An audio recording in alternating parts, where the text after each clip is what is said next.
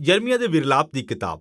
ਇਹ ਪੁਰਾਣੇ ਨੇਮ ਦੀ ਵਿਲੱਖਣ ਕਿਤਾਬ ਹੈ, ਜਿਸ ਵਿੱਚ ਗੁਮਨਾਮ ਲੇਖਕ ਦੁਆਰਾ ਲਿਖੀਆਂ 5 ਕਵਿਤਾਵਾਂ ਹਨ, ਜੋ ਬਾਬਲ ਦੁਆਰਾ ਯਰੂਸ਼ਲਮ ਦੀ ਘੇਰਾਬੰਦੀ ਅਤੇ ਉਸ ਦੇ ਬਾਅਦ ਹੋਈ ਤਬਾਹੀ ਅਤੇ ਗੁਲਾਮੀ ਤੋਂ ਬਚ ਨਿਕਲਿਆ ਹੈ ਅਤੇ ਹੁਣ ਆਪਣੇ ਵਿਚਾਰ ਪ੍ਰਗਟ ਕਰ ਰਿਹਾ ਹੈ। ਰਾਜਿਆਂ ਦੀ ਦੂਜੀ ਪੋਥੀ ਦੀ ਸਾਰੀ ਕਹਾਣੀ ਨੂੰ ਯਾਦ ਕਰੋ। ਇਸਰਾਇਲ ਦੇ ਇਤਿਹਾਸ ਵਿੱਚ ਯਰੂਸ਼ਲਮ ਦਾ ਪਤਨ ਅਤੇ ਗੁਲਾਮੀ ਹੁਣ ਤੱਕ ਦੀ ਸਭ ਤੋਂ ਵੱਡੀ ਭਿਆਨਕ ਤਬਾਹੀ ਰਹੀ ਸੀ। ਇਸ ਲਈ ਯਾਦ ਕਰੋ, ਪਰਮੇਸ਼ਵਰ ਨੇ ਅਬਰਾਹਮ ਨੂੰ ਇੱਕ ਦੇਸ਼ ਦੇਣ ਦਾ ਵਾਅਦਾ ਕੀਤਾ ਸੀ। ਪਰਮੇਸ਼ਵਰ ਨੇ ਇਸਰਾਇਲ ਦੀ ਰਾਜਧਾਨੀ ਬਣਾਉਣ ਲਈ ਦਾਊਦ ਨੂੰ ਜਿੱਤ ਬਖਸ਼ੀ ਸੀ ਅਤੇ ਦਾਊਦ ਤੋਂ ਰਾਜਿਆਂ ਦੀ ਸ਼ਾਹੀ ਪੀੜ੍ਹੀ ਦੀ ਸ਼ੁਰੂਆਤ ਹੋਈ।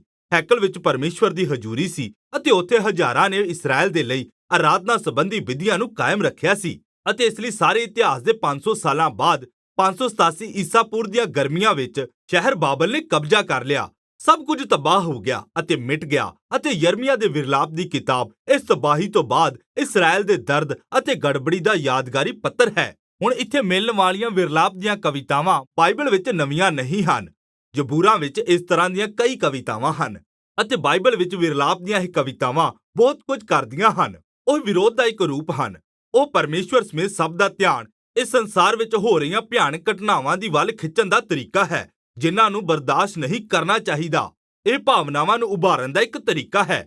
ਇਹਨਾਂ ਕਵਿਤਾਵਾਂ ਵਿੱਚ ਪਰਮੇਸ਼ਵਰ ਦੇ ਲੋਕ ਆਪਣੇ ਆਪ ਅਤੇ ਸਵਾਰਥ ਦੇ ਕਾਰਨ ਹੋਏ ਵਿਨਾਸ਼ ਤੋਂ ਕਰੋਧੀ ਅਤੇ ਨਾਰਾਜ਼ ਹਨ ਅਤੇ ਇਹ ਕਵਿਤਾਵਾਂ ਇਸ ਤਰ੍ਹਾਂ ਦਾ ਸਥਾਨ ਹੈ ਜਿੱਥੇ ਉਲਝਣ ਪ੍ਰਗਟ ਕੀਤੀ ਜਾਂਦੀ ਹੈ। ਦੁੱਖ ਸਾਨੂੰ ਪਰਮੇਸ਼ਵਰ ਦੇ ਚਰਿੱਤਰ ਅਤੇ ਉਸ ਦੇ ਵਾਅਦਿਆਂ ਦੇ ਸਾਰੇ ਸਵਾਲ ਪੁੱਛਣ ਤੇ ਮਜਬੂਰ ਕਰਦੇ ਹਨ ਅਤੇ ਬਾਈਬਲ ਵਿੱਚ ਇਸ ਵਿੱਚੋਂ ਕੁਝ ਵੀ ਤੁੱਛ ਨਹੀਂ ਜਾਣਿਆ ਗਿਆ। ਅਸਲ ਵਿੱਚ ਇਹ ਇਸ ਦੇ ਉਲਟ ਹੈ। ਵਿਰਲਾਪ ਦੀਆਂ ਇਹ ਕਵਿਤਾਵਾਂ ਮਨੁੱਖੀ ਦੁੱਖਾਂ ਨੂੰ ਪਵਿੱਤਰ ਮਾਣ ਦਿੰਦੀਆਂ ਹਨ ਅਤੇ ਇਸ ਲਈ ਪਰਮੇਸ਼ਵਰ ਨੂੰ ਸੰਬੋਧਿਤ ਕੀਤੇ ਗਏ ਦੁੱਖ ਦੇ ਇਹ ਮਨੁੱਖੀ ਸ਼ਬਦ ਹੁਣ ਪਰਮੇਸ਼ਵਰ ਦੇ ਲੋਕਾਂ ਦੇ ਲਈ ਉਸ ਦੇ ਵਚਨ ਦਾ ਹਿੱਸਾ ਬਣ ਗਏ ਹਨ।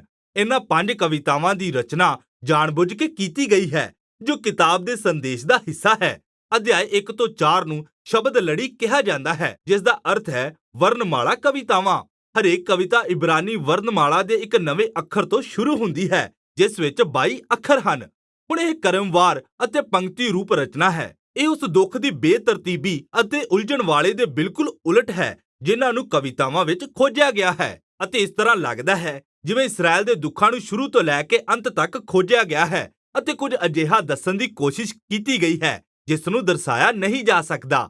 ਅਧਿਆਇ 1 ਤੋਂ 2 ਵਿੱਚ ਹਰੇਕ ਆਇਤ ਇੱਕ ਅੱਖਰ ਤੋਂ ਹੈ, ਜੋ ਉਹਨਾਂ ਨੂੰ ਇੱਕ ਸਮਾਨ ਰਚਨਾ ਪ੍ਰਦਾਨ ਕਰਦੇ ਹਨ, ਪਰ ਵਿਸ਼ੇ ਬਹੁਤ ਅਲੱਗ ਹਨ।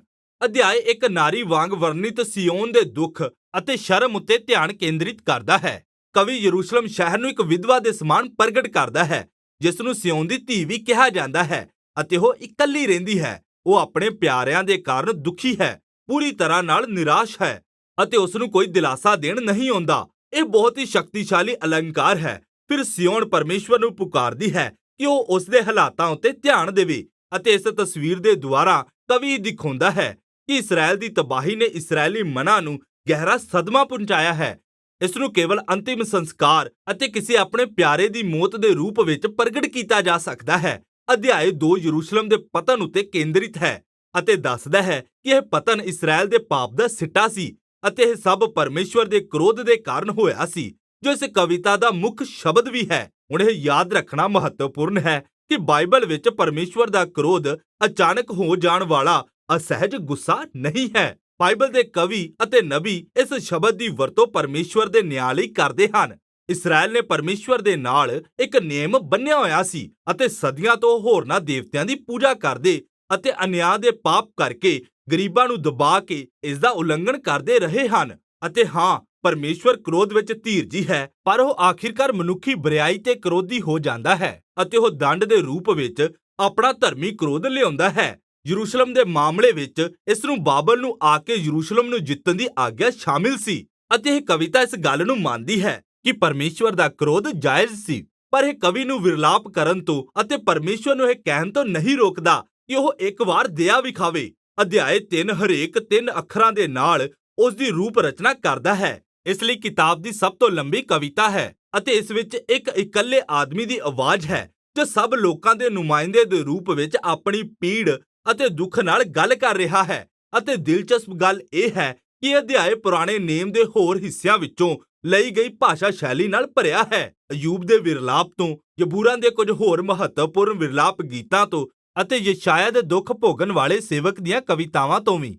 ਅਤੇ ਕਵੀ ਆਪਣੀ ਪੀੜਾ ਨੂੰ ਪਰਮੇਸ਼ਵਰ ਦੇ ਨਿਆਂ ਦੇ ਰੂਪ ਵਿੱਚ ਦੇਖਦਾ ਹੈ, ਜਿਸ ਤਰ੍ਹਾਂ ਅਧਿਆਇ 2 ਵਿੱਚ ਦੱਸਿਆ ਗਿਆ ਹੈ। ਪਰ ਵਿਰੋਧਾਭਾਸੀ ਰੂਪ ਨਾਲ ਇਹ ਕਵੀ ਨੂੰ ਆਸ ਦਿੰਦਾ ਹੈ ਅਤੇ ਇਹ ਉਹਨੂੰ ਪੂਰੀ ਪੁਸਤਕ ਵਿੱਚ ਇੱਕਮਾਤਰ ਉਮੀਦ ਦੇ ਸ਼ਬਦਾਂ ਨੂੰ ਪੇਸ਼ ਕਰਨ ਲਈ ਪ੍ਰੇਰਿਤ ਕਰਦਾ ਹੈ, ਕਿਉਂਕਿ ਪਰਮੇਸ਼ਵਰ ਦੇ ਨੇਮ ਦੇ ਪ੍ਰਤੀ ਵਿਸ਼ਵਾਸ ਯੋਗਤਾ ਦੇ ਕਾਰਨ ਅਸੀਂ ਨਾਸ਼ ਨਹੀਂ ਹੋਏ।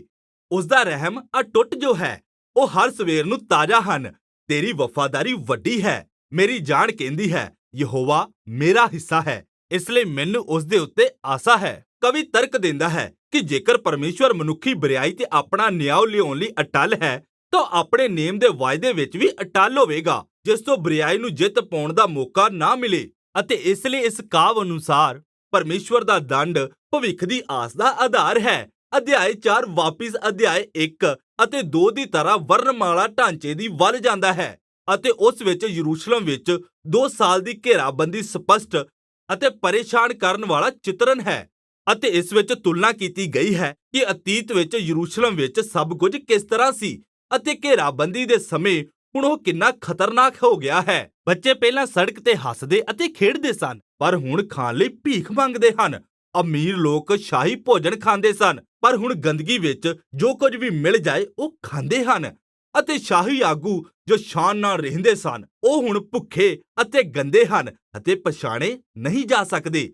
ਅਤੇ ਦਾਊਦ ਦੇ ਵੰਸ਼ ਦੇ ਮਸਾ ਕੀਤੇ ਰਾਜੇ ਨੂੰ ਫੜਿਆ ਗਿਆ ਅਤੇ ਘਸੀਟ ਕੇ ਦੂਰ ਲਿਆਂਦਾ ਗਿਆ। ਅਤੇ ਇਸ ਤਰ੍ਹਾਂ ਕਵਿਤਾ ਨੂੰ ਇਹਨਾਂ ਤੁਲਨਾ ਦੇ ਸਦਮੇ ਚੋਂ ਅਤੇ ਇਸਰਾਇਲ ਉੱਤੇ ਆਪਣੇ ਆਪ ਉੱਤੇ ਲਿਆਂਦੇ ਦੁੱਖਾਂ ਤੇ ਗਹਿਰਾਈ ਨਾਲ ਜਾਣਨ ਤੇ ਸ਼ਕਤੀ ਮਿਲਦੀ ਹੈ। ਹੁਣ ਅੰਤਿਮ ਕਵਿਤਾ ਅਨੋਖੀ ਹੈ, ਕਿਉਂਕਿ ਇਹ ਇਸ ਦੀ ਰਚਨਾ ਦੇ ਰੂਪ ਨੂੰ ਤੋੜਦੀ ਹੈ। ਇਸ ਦੀ ਲੰਬਾਈ ਦੂਸਰੀਆਂ ਵਰਣਮਾਲਾ ਕਵਿਤਾਵਾਂ ਦੇ ਸਮਾਨ ਹੀ ਹੈ, ਪਰ ਵਰਣਮਾਲਾ ਕਵਿਤਾ ਦੇ ਵਰਗੀ ਨਹੀਂ ਹੈ। ਇਸ ਤਰ੍ਹਾਂ ਲੱਗਦਾ ਹੈ ਕਿ ਮੰਨੋ ਜਿਵੇਂ ਕਵੀ ਹੋਰ ਧੀਰਜ ਨਹੀਂ ਰੱਖ ਸਕਦਾ ਅਤੇ ਉਸ ਦਾ ਦੁੱਖ ਫੁੱਟ-ਫੁੱਟ ਕੇ ਵਾਪਸ ਗੜਬੜੀ ਵਿੱਚ ਚਲਾ ਗਿਆ ਹੈ। ਇਹ ਕਵਿਤਾ ਪਰਮੇਸ਼ਵਰ ਦੀ ਦਇਆ ਦੇ ਲਈ ਇੱਕ ਸਮੂਹਿਕ ਪ੍ਰਾਰਥਨਾ ਹੈ। ਇਸਰਾਇਲ ਪਰਮੇਸ਼ਵਰ ਤੋਂ ਬੇਨਤੀ ਕਰਦਾ ਹੈ ਕਿ ਉਹ ਉਹਨਾਂ ਦੇ ਦੁੱਖਾਂ ਨੂੰ ਨਜ਼ਰਅੰਦਾਜ਼ ਨਾ ਕਰੇ ਜਾਂ ਉਹਨਾਂ ਨੂੰ ਨਾ ਤਿਆਗੇ। ਅਤੇ ਕਵਿਤਾ ਨਗਰ ਦੁਆਰਾ ਤਬਾਹ ਹੋਏ 3 ਪ੍ਰਕਾਰ ਦੇ ਲੋਕਾਂ ਦੀ ਇੱਕ ਲੰਬੀ ਸੂਚੀ ਪ੍ਰਦਾਨ ਕਰਦੀ ਹੈ। ਉਹ ਪਰਮੇਸ਼ਵਰ ਤੋਂ ਬੇਨਤੀ ਕਰਦੇ ਹਨ ਕਿ ਉਹ ਉਹਨਾਂ ਲੋਕਾਂ ਨੂੰ ਨਾ ਭੁੱਲੇ ਅਤੇ ਫਿਰ ਉਹ ਦੂਸਰਿਆਂ ਦੀ ਵੱਲੋਂ ਵਿਰਲਾਪ ਕਰਦੇ ਹੋਏ ਉਹਨਾਂ ਦੇ ਦਰਦ ਨੂੰ ਆਵਾਜ਼ ਦਿੰਦੇ ਹਨ। ਸਿਰਫ ਮੌਨ ਦਰਦ ਹੀ ਇਸ ਕਿਤਾਬ ਦਾ ਆਧਾਰ ਨਹੀਂ ਹੈ। ਪਰਮੇਸ਼ਵਰ ਦੇ ਲੋਕਾਂ ਨੂੰ ਆਪਣੀਆਂ ਭਾਵਨਾਵਾਂ ਨੂੰ ਲੁਕਾ ਕੇ ਰੱਖਣ ਨੂੰ ਨਹੀਂ ਕਿਹਾ ਗਿਆ, ਸਗੋਂ ਆਪਣੇ ਵਿਰੋਧ ਦੁਆਰਾ ਆਪਣੀਆਂ ਆਵਾਜ਼ਾਂ ਨੂੰ ਉਠਾਉਣ ਲਈ ਕਿਹਾ ਜਾਂਦਾ ਹੈ। ਆਪਣੀਆਂ ਭਾਵਨਾਵਾਂ ਨੂੰ ਪ੍ਰਗਟ ਕਰਨ ਅਤੇ ਉਸ ਨੂੰ ਪਰਮੇਸ਼ਵਰ ਦੇ ਸਾਹਮਣੇ ਲਿਆਉਣ ਲਈ ਕਿਹਾ ਗਿਆ ਹੈ। ਕਿਤਾਬ ਵਿਰੋਧਾਭਾਸ ਦੇ ਨਾਲ ਸਮਾਪਤ ਹੁੰਦੀ ਹੈ। ਕਵੀ ਸਵੀਕਾਰ ਕਰਦਾ ਹੈ ਕਿ ਪਰਮੇਸ਼ਵਰ ਸੰਸਾਰ ਦਾ ਸਦਾ ਦਾ ਰਾਜਾ ਹੈ ਅਤੇ ਇਹ ਵੀ ਮੰਨਦਾ ਹੈ ਕਿ ਇਸਰਾਇਲ ਦੇ ਹਾਲਾਤ ਉਹਨਾਂ ਨੂੰ ਇਹ ਸੋਚਣ ਤੇ ਮਜਬੂਰ ਕਰਦੇ ਹਨ ਜਿਵੇਂ ਪਰਮੇਸ਼ਵਰ ਨੇ ਉਹਨਾਂ ਨੂੰ ਛੱਡ ਦਿੱਤਾ ਹੈ। ਅਤੇ ਇਸ ਲਈ ਕਿਤਾਬ ਦੇ ਅੰਤਿਮ ਸ਼ਬਦ ਇਸ ਤਣਾਅ ਨੂੰ ਪੂਰੀ ਤਰ੍ਹਾਂ ਅਣਸੁਲਝਿਆ ਛੱਡ ਦਿੰਦੇ ਹਨ। ਇਹ ਪੁੱਛਦੀ ਹੈ ਕਿ ਕੀ ਤੈਂ ਸਾਨੂੰ ਉੱਕਾ ਹੀ ਛੱਡ ਦਿੱਤਾ ਹੈ, ਅਤੇ ਕਿਤਾਬ ਸਮਾਪਤ ਹੁੰਦੀ ਹੈ। ਕਵੀ ਇੱਕ ਚੰਗਾ ਅਤੇ ਸਪਸ਼ਟ ਸਿੱਟਾ ਨਹੀਂ ਕੱਢਦਾ।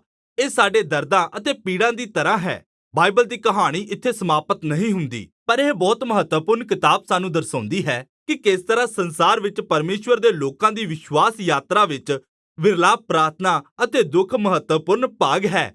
ਅਤੇ ਇਹੀ ਸਭ ਯਰਮੀਆ ਦੇ ਵਿਰਲਾਪ ਦੀ ਕਿਤਾਬ ਦੇ ਬਾਰੇ ਹੈ।